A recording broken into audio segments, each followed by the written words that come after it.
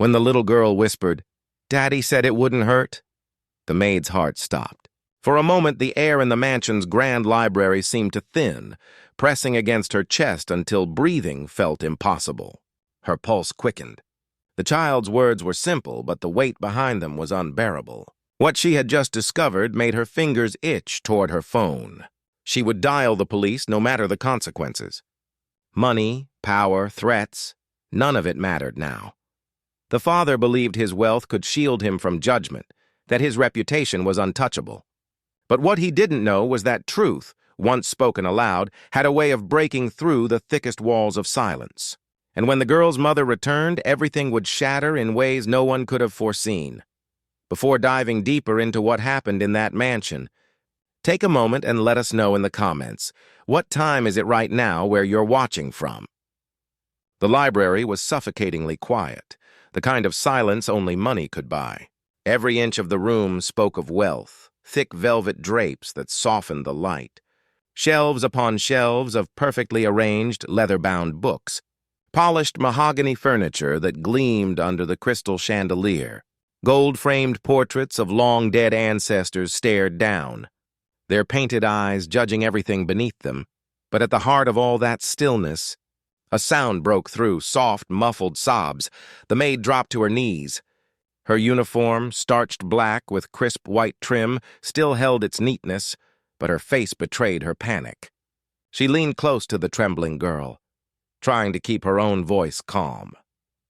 "Hold still, sweetheart," she whispered, brushing the child's curls gently back from her tear-streaked cheeks. "Tell me where it hurts."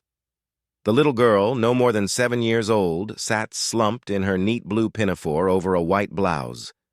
Her small fingers pressed against her lower back as though holding herself together. She tried to speak, but her words came broken between sobs. "Daddy said it wouldn't hurt," she choked. The maid froze. The words sliced through her like glass. "What do you mean?" she asked carefully, her voice tight, though her hands remained gentle. "What did he do?" The child shook her head, eyes darting toward the heavy oak door as if afraid he might appear any moment. He made me carry the heavy boxes," the girl admitted in a trembling whisper. "He said I had to practice being strong. But it hurt. It hurts now." Her tiny frame shivered as she pressed harder against her side. The maid felt her chest ache. "Mr. Hargrove?" Richard. Hargrove was a man who moved through the house like a king surveying his kingdom. He was always perfectly dressed in tailored suits, his expensive shoes clicking across marble floors. People lowered their voices when he entered a room. He had the kind of wealth that bought obedience, and he expected nothing less than complete submission from everyone under his roof. But with his daughter? There was no tenderness. The maid had noticed it many times, the way his eyes slid over the girl, cool and detached. He never bent down to kiss her forehead, never tousled her curls or carried her when she grew tired.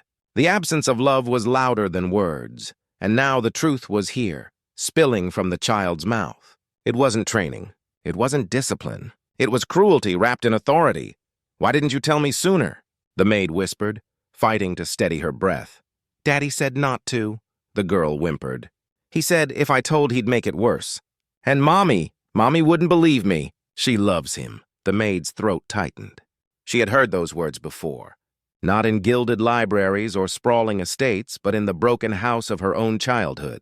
Her stepfather had used chores as a disguise, commanding her to drag sacks of coal or scrub until her knees bled. All the while, he told her it was to build character. Her mother hadn't seen the truth until it was too late. The maid had sworn to herself, if she ever saw a child trapped in the same cruel lie, she would not stand aside. A creak echoed across the library. The heavy door inched open and a sharp figure filled the frame. Richard Hargrove stood tall, broad-shouldered, his pale skin framed by the immaculate lines of his charcoal suit.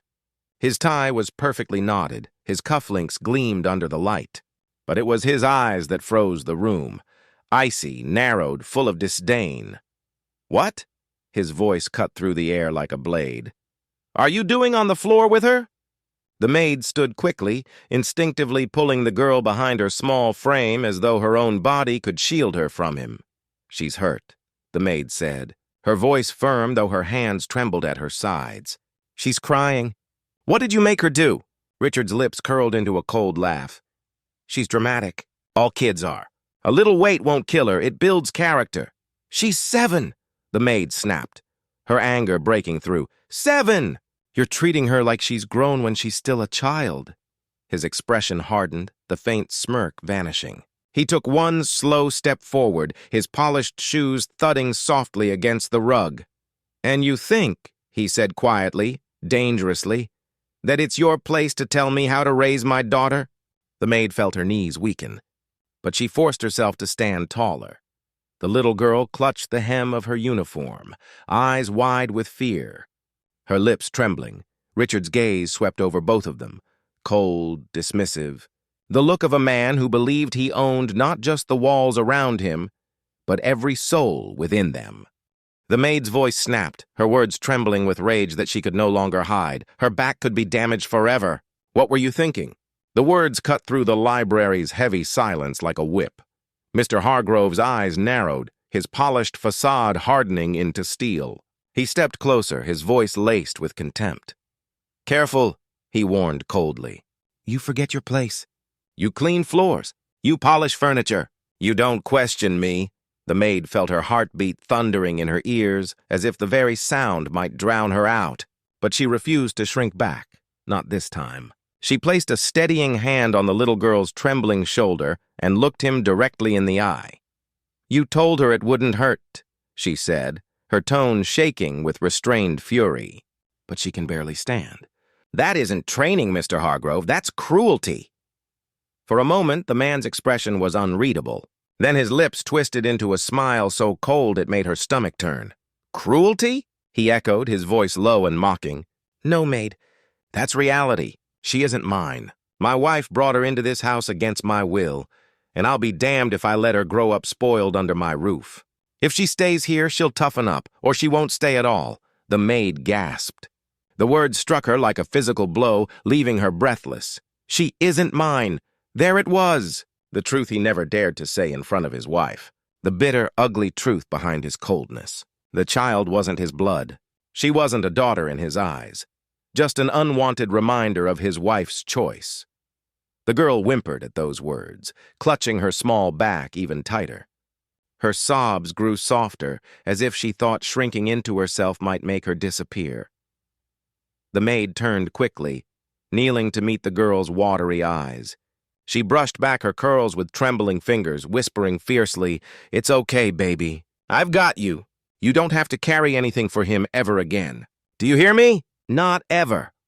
But before the child could respond, Mr. Hargrove's voice cut sharply through the air again. "Step away from her." His words cracked like ice. "She's my responsibility, not yours. You'll do your job and keep quiet." The maid rose slowly, her eyes blazing. She felt the child clutching the edge of her apron, the tiny hand grounding her in the storm that raged inside. "No," she said firmly, her voice steady despite the pounding in her chest. "My job is to keep her safe, and you're hurting her." Richard Hargrove scoffed, looming above them like a predator. "And what will you do?"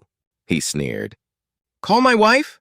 "She'll never believe you." "She begged for this adoption, not me. I said yes because she wanted it, and I'll be damned if I let some maid ruin my marriage." His words dripped with venom, but the maid refused to flinch. Her throat tightened, but she forced her voice to hold firm. "I don't need your wife's permission to stop you," she shot back. "She may not be your blood, but she's a child. And children don't deserve this." The man's jaw tightened, his fists curling at his sides.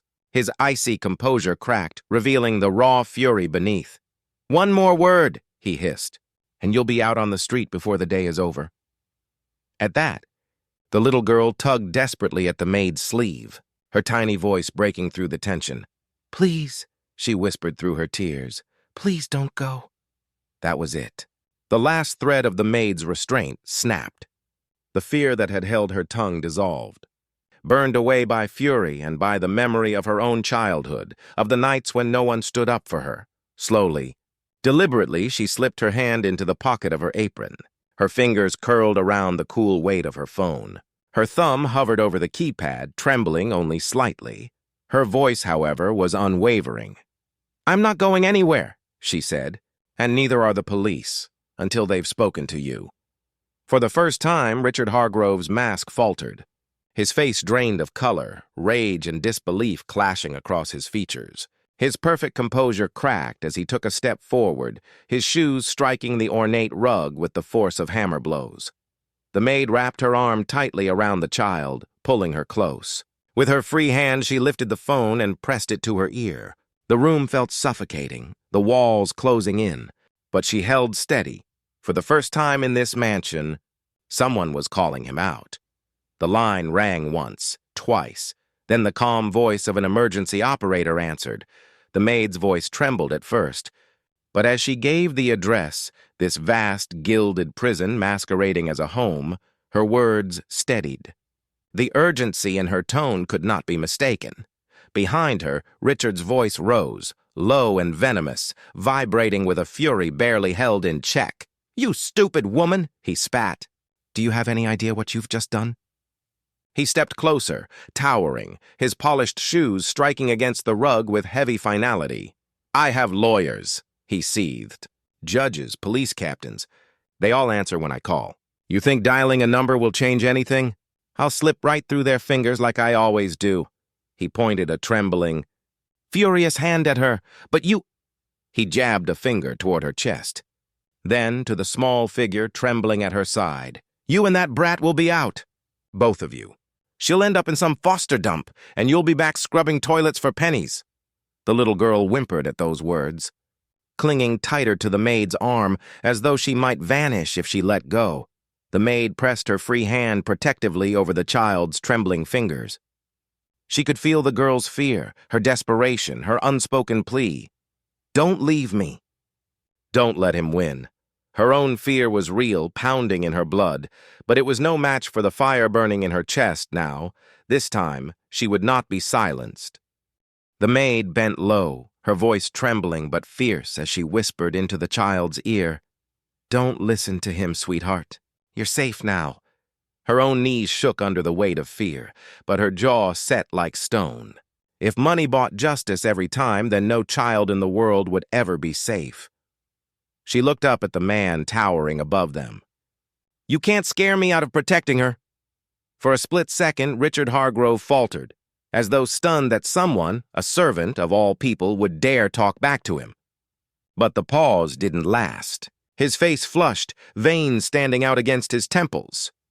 "You're nothing here," he snarled, his voice booming through the cavernous library. "Nothing. Just a servant pretending she matters. Do you know what this house cost me? Do you understand the weight of my name? You'll regret this." Before the maid could answer, the sound of tires screeched across the gravel driveway outside. Engines idled, doors slammed, and heavy footsteps echoed against the stone porch. Moments later, the library doors opened, and two uniformed officers stepped in. The butler hovered nervously behind them, wringing his hands. Mr. Hargrove's demeanor shifted instantly. His fury melted into an imitation of charm as he smoothed his jacket and straightened his tie, the mask of wealth and authority snapping back into place. "Officers," he said warmly with a smile that didn't reach his eyes. "Thank God you're here. This woman, this maid, has been filling the child's head with nonsense. She's unstable. I should have let her go weeks ago. Now she's wasting your time."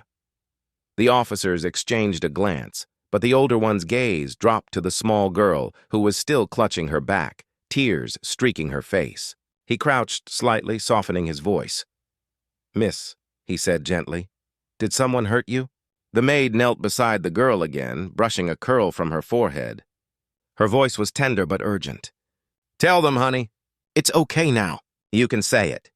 The little girl's throat bobbed as she swallowed hard. Then, in a voice so quiet it almost broke, she whispered, "Daddy said it wouldn't hurt, but he made me carry the heavy boxes. It hurt. It hurts a lot." She buried her face in the maid's shoulder, sobbing uncontrollably. A silence heavier than gold fell across the library. The younger officer's jaw tightened. The older one knelt closer, gently lifting the hem of the girl's blouse. What he saw made him exhale sharply.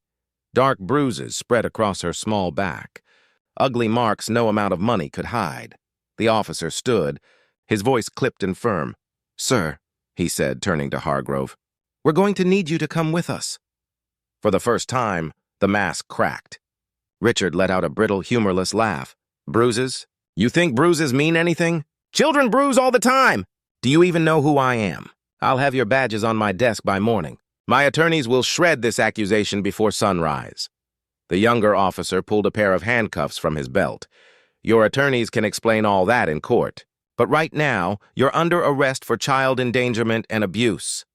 Richard stepped back quickly, his hands half raised in defiance. His face twisted with desperation. "No, you don't understand," he said, his voice rising. "I'm untouchable. This house, this name, this wealth, it all means something. I'll be out before dinner, you'll see. This is nothing!" But before the cuffs could snap shut, another voice echoed down the grand hall. A woman's voice. Steady. Clear. Not this time. Every head turned. There, in the doorway, stood Mrs. Evelyn Hargrove. She was still in her travel coat, her bag slung across her shoulder, her face pale with disbelief. She had returned early, summoned by the maid's frantic message. Her eyes darted from her husband to the maid, and then landed on her daughter, who was sobbing quietly in the maid's arms. "Mommy!" the child cried, her voice breaking with relief. She tried to run forward but staggered from the pain. The maid caught her gently and guided her into her mother's arms. Mrs. Hargrove's hands trembled as she embraced her daughter. She kissed her forehead over and over, then lifted her tear-streaked face. "What happened, baby?" she whispered. Through broken sobs, the girl repeated, "Daddy said it wouldn't hurt." But it did. "It hurts so much," the mother's breath hitched. Slowly her eyes lifted, locking on her husband. Her voice was low, trembling but precise, each word a blade. "I left her with you. I trusted you. And this is what you did." Richard's voice softened, his mask shifting into something like pleading. "Evelyn, listen, she's exaggerating. You wanted her, not me. I was only trying to make her stronger." "Stronger?" Evelyn's voice rose, breaking with fury. "By breaking her back? By breaking her spirit?" He tried again to speak, but the officer stepped between them. Mrs. Hargrove's eyes brimmed with tears, not just grief, but rage. She clutched her daughter tighter, whispering, "This is my fault. I thought your money made you a good man. I thought your name meant safety. I was wrong." She kissed her daughter's forehead, holding her close as though she might never let go. "I'll never let him hurt you again," she vowed. Then turning to the maid, Evelyn reached out and gripped her hand tightly. "Thank you," she said, her voice breaking. "Thank you for seeing what I refused to see. Thank you for being braver than me." The maid blinked back tears, her throat thick. "I just did what any mother would do." Evelyn's jaw tightened. "Then from this moment on, you're not just a maid in this house. You're the reason my daughter still has a chance." Behind them, Richard erupted, shouting as the officers forced him back. "You'll regret this, Evelyn. You can't walk away from me. You think money won't fix this? Money fixes everything." But the older officer shoved him toward the door with a grim shake of his head. "Not today. We'll make sure your money can't help you now. No bail, no favors. You'll face this." As they dragged him out, his threats echoed down the hallway, fading with every step. The mother gathered her daughter close and looked around the mansion one last time. The chandeliers glittered, the portraits glared, the walls gleamed with wealth, but all Evelyn saw was emptiness. Her voice was quiet, but final. "I won't raise her here. This was never a home. It's a prison built on lies. Come on, sweetheart." The maid walked beside her, steadying the child with one arm and carrying a small bag she had hastily packed with the other. Together, the three of them stepped through the wide front doors into the cool evening air. Behind them, the mansion stood silent. For once, Richard Hargrove's money had failed him. For once, the truth was louder than wealth, and in the safety of her mother's arms, protected by the maid's courage, the little girl finally let out the words that had been locked in her chest all along. "It still hurts," she whispered, her voice small but steady. "But I know I'm safe now.